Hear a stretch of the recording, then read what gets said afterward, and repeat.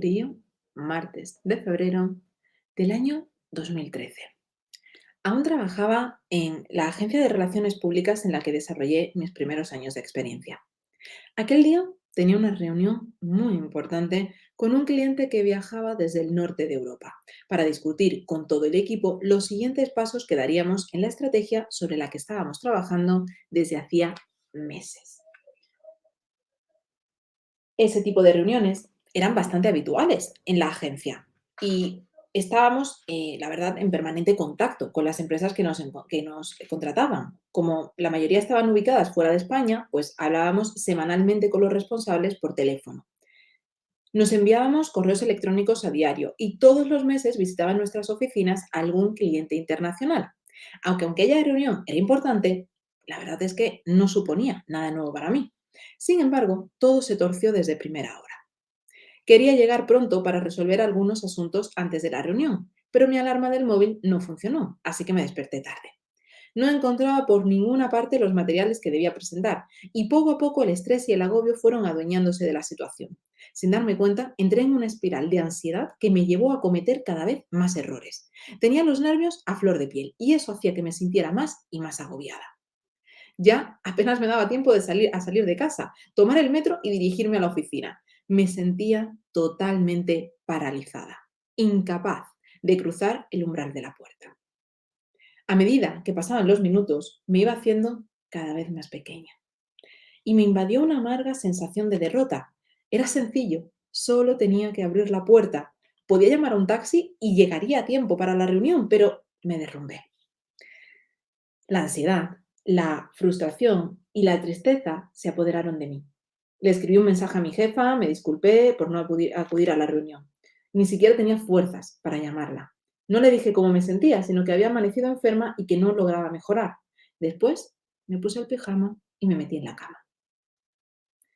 A pesar del paso de los años, recuerdo perfectamente las sensaciones que experimenté aquella mañana y cómo permití que las emociones tomaran el mando.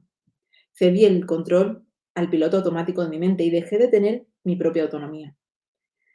Aquel suceso fue determinante para mi desarrollo personal.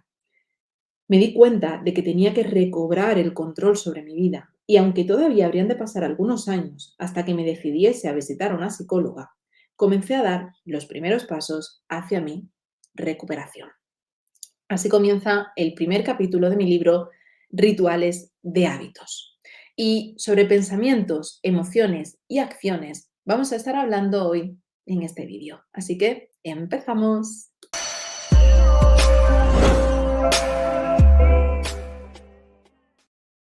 Al final, tenemos que tener en cuenta que las emociones son reacciones automáticas heredadas de nuestros ancestros, ¿de acuerdo? Es decir, son reacciones que en su momento tenían su utilidad, pero que a día de hoy algunas siguen siendo útiles y otras, la verdad es que no. Por ejemplo, la oxitocina, ¿de acuerdo? Es una hormona que emitimos, que desprendemos, que tenemos, ¿vale? Cuando damos a luz, es decir, durante el parto. Y lo que permite es que madre y bebé se enamoren inmediatamente. Y esta hormona, esta emoción, esta sensación es útil porque precisamente nos permite la supervivencia de nuestra especie. Es lo que hace que conectes con tu bebé y es lo que hace que al final nuestra especie pues haya sobrevivido, ¿no? A lo largo de los años y años y años. Entonces, es lógicamente algo que es útil también hoy en día.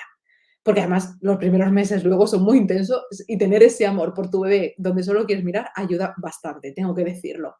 Bien, pero luego, por ejemplo, tenemos la amígdala que se activa cuando sentimos ansiedad y que lo que hace es que nos impulsa a bien huir o enfrentarnos en una pelea o escondernos. Esto era útil cuando nos encontramos ante un peligro, un animal salvaje que venía y que podía atacarnos y dices, bueno, o me peleo, o huyo, o me escondo.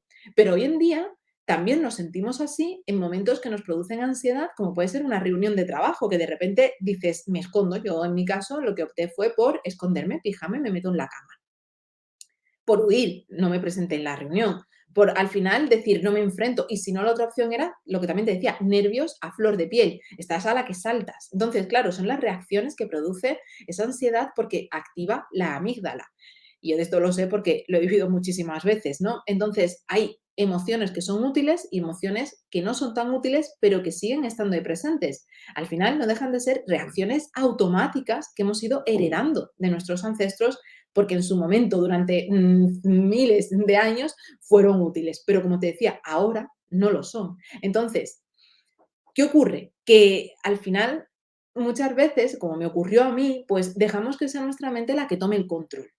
Y realmente podemos tener control sobre esas emociones si tenemos un control previo sobre nuestros pensamientos. Así que déjame que te lea otro fragmento del libro de rituales de hábitos, que como sabes te estoy pues compartiendo durante este mes de abril, todos los domingos, algunos fragmentos. Y vamos hablando pues sobre lo que esto nos inspira y sobre lo que podemos aprender de ello. Bien, voy. Son muchas las situaciones en las que permitimos que nuestra mente tome el control bajo las órdenes de las emociones y creemos que no se puede hacer nada por evitarlo. Justificamos nuestra decisión diciéndonos que lo hacemos porque así es como lo sentimos, simplemente.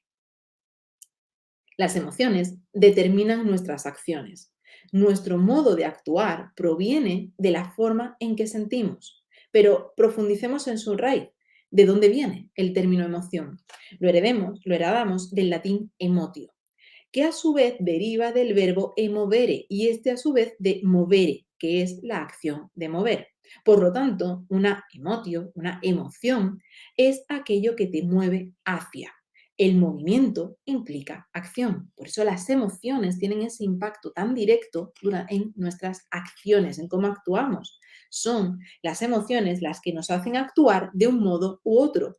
Por tanto, si queremos cambiar nuestros resultados, deberemos empezar por modificar el modo en que actuamos. Y para que estas acciones sean distintas, primero tendremos que transformar nuestras emociones. ¿Cómo? A través de los pensamientos, porque la ecuación es la siguiente: pensamientos, emociones y, por tanto, acciones. Actuamos por cómo nos sentimos y nos sentimos por cómo pensamos. Quiero, en este sentido, que reflexionemos, ¿no? En cómo al final, pues, los pensamientos tienen ese poder, porque yo pienso en algo concreto, me hace sentir de una forma determinada y eso hace que yo actúe de manera específica. Voy a seguir con otra página donde decimos, los pensamientos determinan nuestras emociones y a su vez nuestros actos. Así pues, ser conscientes de cuál es nuestro paradigma de pensamiento nos ayudará a decidir si nos resulta útil o no, y en función de nuestra respuesta, si lo mantenemos o si buscamos una perspectiva alternativa. Estamos enviando una señal al cerebro para que continúe prestándole atención o lo descarte. Si es un pensamiento inútil, nuestra mente dejará de recurrir a él. ¿Cómo logramos entonces controlar lo que pensamos y con ello nuestras emociones? Bueno, en primer lugar, deberemos identificar cuáles son los pensamientos que suelen divagar por nuestra mente. ¿Cómo solemos hablarnos en nuestro diálogo interno? ¿Qué nos decimos ante un error o una adversidad? ¿Qué tipo de pensamientos son los que nos paralizan? Tenemos que identificar cuáles son esos pensamientos, cómo nos están haciendo sentir. Y eso es algo en lo que profundizamos mucho dentro de mi libro Rituales de Hábitos, que como sabes tienes disponible en librerías y también en plataformas digitales. Rituales de Hábitos es la guía que te ayudará a lograr lo que te propongas sin depender de tu motivación diaria, porque te permitirá que automatices determinadas acciones, pero siendo tú quien establezcas cómo lo vamos a hacer. Y es que estamos hablando de cuando el piloto automático toma el control de nuestra mente. Pero si realizamos una serie de hábitos, ¿de acuerdo? Vamos a poder también influir en cómo nos sentimos, porque al final pensamos que decimos que los pensamientos influyen en nuestras emociones y las emociones influyen en nuestros actos. Podemos pensar que esto es un proceso lineal, pero la realidad es que es un ciclo. Los pensamientos influyen en nuestras emociones, las emociones influyen en nuestros actos, pero lo que hacemos, cómo actuamos, influye de manera directa con nuestros pensamientos. ¿De acuerdo? Es un ciclo. Pensamiento, emoción, acción, pensamiento, emoción, acción, pensamiento. Y así se sigue repitiendo cíclicamente. ¿Qué tiene entonces esto que ver con los rituales de hábitos? ¿Por qué lo traigo yo a colación en los primeros capítulos de mi libro? Bien, porque crear un ritual de acciones, crear un ritual de hábitos que nos hagan sentir bien, va a mejorar también la calidad de nuestros pensamientos, va a ayudarnos a que podamos tener pensamientos más útiles y por tanto emociones que también nos hagan sentir mejor y que también haga que tengamos acciones que sean más beneficiosas para nosotras. Al mejorar la calidad de nuestros hábitos, estamos mejorando la calidad de nuestra vida, pero también la calidad de nuestros pensamientos. ¿De acuerdo? Por eso es tan importante realmente el introducir rituales de hábitos que nos ayuden a tener ese control sobre el piloto automático, para que cuando vayamos en automático lo hagamos con un ritual que hemos diseñado previamente. Cuando tú te levantas a primera hora de la mañana y estás groggy, aunque tengas pensamientos negativos, de que has dormido mal, de algo que te dijeron por la noche, de que estás nerviosa porque tienes una reunión y eso te hace sentir incómoda, tú vas a actuar y tú vas a poner en práctica tu ritual de hábitos de todos los días. Un ritual de hábitos que ya sabes que te hace sentir bien porque lo has estado preparando en muchísimas ocasiones. Y como vimos en el vídeo anterior, a Michael Phelps, cuando se tuvo que enfrentar a una situación que era, estoy ciego en la piscina ahora mismo, estoy en una competición y necesito ganar, ¿de acuerdo? Él podría haber en ese momento, haberse puesto a pensar, ¿cómo lo hago? ¿Qué voy a hacer? No estoy viendo nada, haberse sentido agobiado y por tanto haber actuado en consecuencia, es decir, torpemente, haberse paralizado, no haber seguido, haber abandonado la carrera. Pero él ya había puesto en práctica su ritual de hábitos, el que había repetido siempre, tantísimas veces. Había visualizado su carrera también tantísimas veces. Sabía perfectamente lo que tenía que hacer. Era consciente de cuáles eran los siguientes pasos. Por tanto, esto también nos ayuda a nosotras. Si tenemos una reunión importante, en lugar de permitir que esos pensamientos vayan a por nosotras, no, lo que voy a hacer es que yo voy a poner en práctica mi ritual. Esto me va a permitir que yo pueda ya actuar de determinada manera y que ese ritual que me hace sentir bien, porque yo he sentido esa recompensa interna todas las veces que lo he practicado, que ese sentimiento, esa emoción, o sea, ese me siento bien al final, influya también en mis pensamientos y por tanto deje de decir, uff, es que esta reunión que tengo por delante no soy capaz. No, me siento capaz, me siento empoderada, porque al final esos hábitos me han preparado para esa situación. Entonces, tenemos que ser conscientes de que los pensamientos tóxicos solamente atraen más pensamientos tóxicos, más emociones tóxicas y por tanto van a hacer que o nos paralicemos o que estemos actuando con ira, con rabia o que simplemente lo que hagamos sea, pues, no sé, huir, como decíamos, paralizarnos o lo que hagamos sea enfrentarnos. Entonces, los pensamientos tóxicos van a hacer que nuestras emociones y nuestras acciones también sean tóxicas. En cambio, cuando tenemos conductas beneficiosas, vamos a tener un impacto en nuestro cerebro porque estamos segregando hormonas que van a permitir que así sea. Cuando haces ejercicio, segregas hormonas como la serotonina. Cuando al final tú estás también, haces algo por ti, ¿no? El hecho de tener una rutina facial, donde te acaricias la piel, donde cuidas de ti, donde te estás dando amor, vas a hacer que segregues también esa oxitocina, que es la hormona del amor. Va a hacer todo esto que tú te sientas bien, tiene un impacto en tu cerebro y por tanto tiene un impacto en la calidad de tus pensamientos.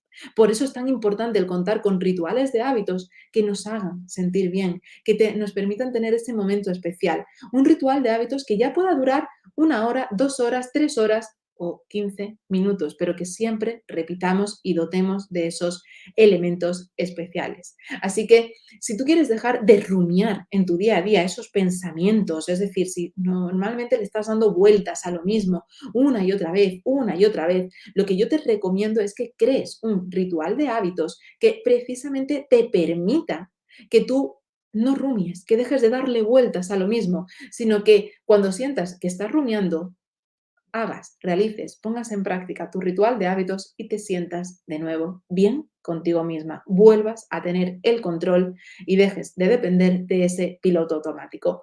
Sobre todo esto y más hablamos en mi libro Rituales de hábitos que tienes disponible en librerías y en plataformas digitales. Como sabes, en el mes de abril estaré leyéndote algunos fragmentos de mi libro y estaremos además reflexionando sobre ello para que así pues puedas ir integrando todas estas enseñanzas sobre los rituales de hábitos en tu día a día. Y lo hacemos en abril, conmemorando el día 23, que es el Día Internacional del Libro.